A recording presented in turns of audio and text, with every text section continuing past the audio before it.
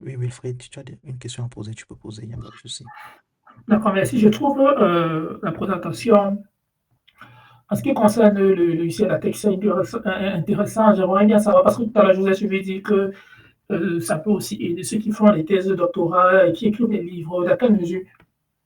Euh, Dans la mesure où, comme il dit, tout est standardisé. L'erreur, par exemple, que tu peux faire lorsque tu utilises Word, lorsque tu écris ta thèse, c'est de mettre le grand A. Tu vas mettre le grand A, peut-être introduction.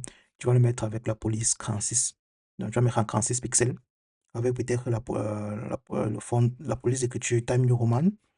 Et après, tu vas écrire, après peut-être 20 pages, parce que tu écris ta thèse sur plusieurs mois, sur peut-être 3, 6 mois.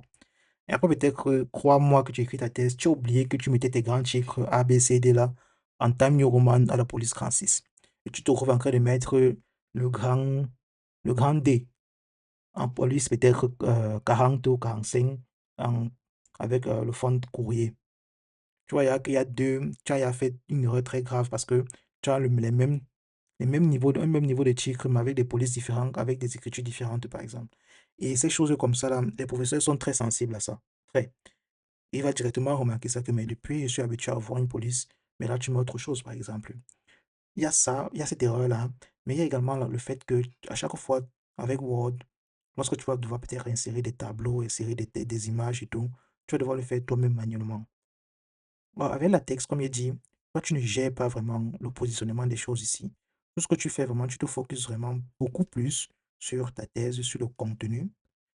Et automatiquement, lorsque tu utilises un template, parce que les universités ont déjà des templates latex, demandez juste à vos professeurs, ils vous en donneront. Je suis sûr à 100% ils ont déjà des templates latex. Que ce soit les templates latex pour les livres, les templates latex pour les présentations même. Et quand il te donne le template, son template latex, il a déjà eu à faire les paramétrages. C'est-à-dire, il a déjà mis la police d'écriture qu'il aime bien lire. Il a déjà mis, défini que, OK, les polices d'écriture grand A, ça sera en grand 6. Il n'y a pas moyen de changer ça. Police d'écriture petit 1, ça sera en 26 pixels. Police d'écriture petit 1.2, ça sera en 14 pixels, ainsi de suite. Quand il te donne son template, toi, qu'est-ce que tu fais? Tu mets juste le contenu. Automatiquement, le texte va se charger d'attribuer la police qu'il faut à chaque chose, attribuer le texte, les couleurs qu'il faut à chaque chose, ainsi de suite. C'est un peu comme si tu avais un template Word qu'on t'a passé, bien un template PowerPoint qu'on t'a passé et que tu dois faire les choses. Sauf qu'encore, il y a cette liberté-là que tu peux modifier certaines choses et t'oublier à l'intérieur. Un autre exemple, c'est peut-être les référencements dans ton document. C'est peut-être que tu veux mettre une citation et peut-être mettre un référencement vers une autre page. Finalement, c'est assez compliqué de voir comment faire ça avec Word si tu ne te connais pas, naturellement. Mais avec la texte encore, il y a pas mal de facilités. Pareil pour les formules mathématiques. Dans Word, c'est un peu facile de mettre. Euh, dans Word, c'est un peu compliqué d'écrire les formules mathématiques, les longues formules mathématiques. Pourtant, dans la texte, c'est très facile. C'est la raison pour laquelle la plupart des professeurs des académiciens pour faire la texte. Parce que tout ce qui est mathématique, tout ce qui est scientifique, avec la texte, c'est facile d'écrire ça. Les formules chimiques, les formules mathématiques, les formules de physique, et ainsi de suite. Tout ce qui est graphe, créer les graphes, tu peux le faire directement dans la texte. Tout ce qui est formatage, tu le fais dans la texte, et ainsi de suite. Donc, si vous discutez avec vos professeurs, vous demandez, ils vont forcément connaître la texte. Ils auront forcément un template pour ce qu'ils vous demandent de faire. Oui, on dirait un langage de programmation, mais ce n'est pas stricto sensu hum, un langage. Il n'y a pas de for, il n'y a pas de if, il n'y a pas de trucs. Mais c'est vrai que tu peux faire des choses assez poussées avec la texte quand même. Et ce n'est qu'une question de début. Le début est quand même parfois un peu compliqué en latex. Mais lorsque tu l'auras utilisé une fois, 2 fois, 3 fois, ça devient très simple. Vraiment.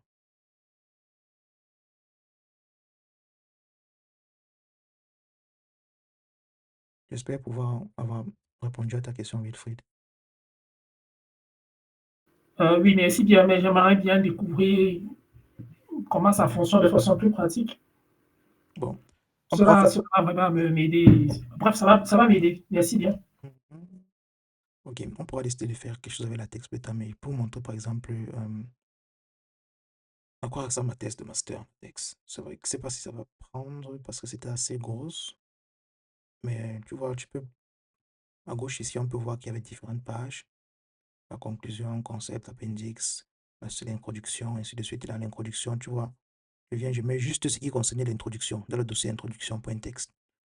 Bon, ça va pas complet, c'était trop gros. Et je ne m'occupe pas en fait des autres choses et tout. Pour mettre les paragraphes, je mets section. Automatiquement, la texte va se charger de définir si c'est que ça va mettre grand 1 introduction ou bien grand A introduction, dépendamment du template que le professeur m'a donné. Parce que ça peut arriver que le professeur, lui, il aime que introduction, c'est grand A. Un autre professeur va plutôt te dire que lui, il aime quand introduction, c'est grand 1. C'est peut-être pareil. Et tous ces paramétrages, là, généralement, ça se fait dans le fichier principal, ou on fait ça dans un fichier secondaire qu'on va inclure dans le fichier principal.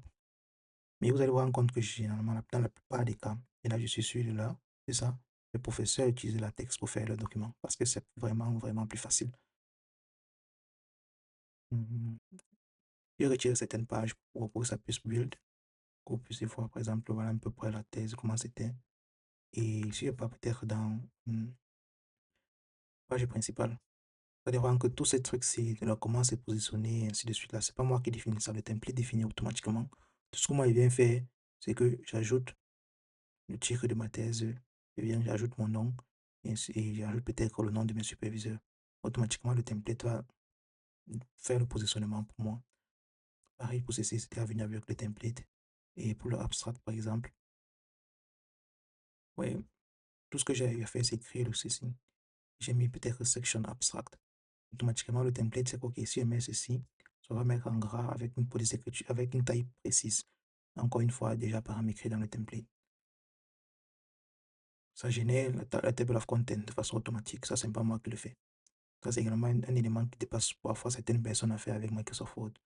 Ça génère le table of contents, ça te montre telle page, dans telle page, il y a tel truc, dans telle page, il y a tel truc. Et tu as également la liste des figures que ça génère également, avec le numéro des pages où tu as mis la figure, la liste des abréviations que ça génère également automatiquement, la liste des codes, par exemple l'introduction, tu fais juste mis section, et selon les paramètres du template, quand tu mets subsection, c'est 1 point quelque chose ou bien 2 point quelque chose. Quand tu mets section, c'est 1.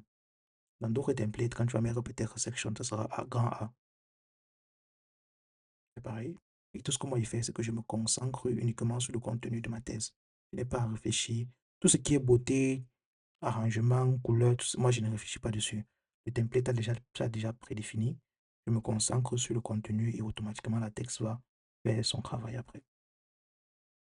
Maintenant, c'est que j'ai les citations à faire. Je mets juste cite et je liste en fait les mots-clés des citations que je veux. Automatiquement, ça va numéroter. Ce sont les références. Par exemple, lorsque tu écris des fichiers, lorsque tu écris une thèse sur la référence, c'est tout ce que tu dis. Tu dois dire dans quel livre tu as appris telle chose. Et lorsque quelqu'un clique dessus, automatiquement, il aura la liste des références qui est générée par la texte. Moi, tout ce que je fais, c'est qu'il y a un fichier bibliothèque où j'ai listé tous les livres que j'ai eu à lire. Et pour chaque livre, il y a un titre, il y a un nom d'identifiant. Donc, je fais la référence avec le nom d'identifiant. Là, automatiquement, la texte fait la numérotation pour moi. Les 1, 2, 3, 4, 5, c'est pas moi qui le fais.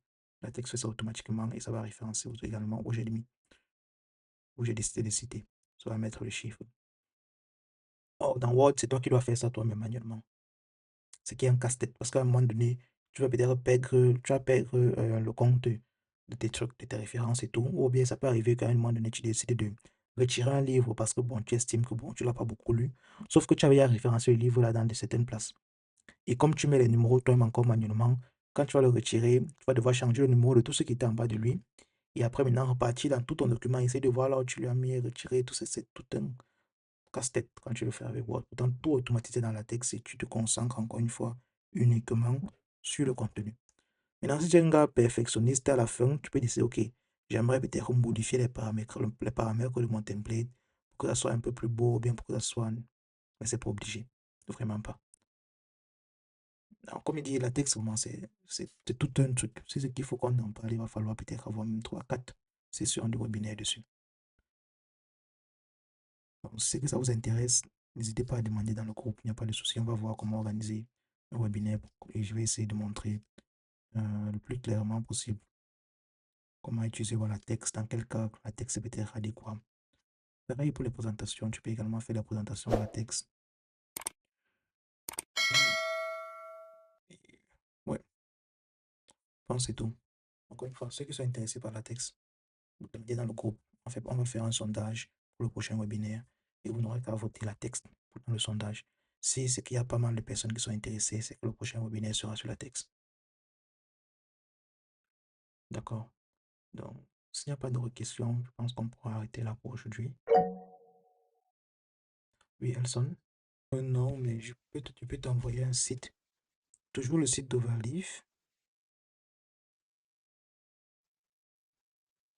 Ils ont une documentation sur la texte qui est assez bien faite.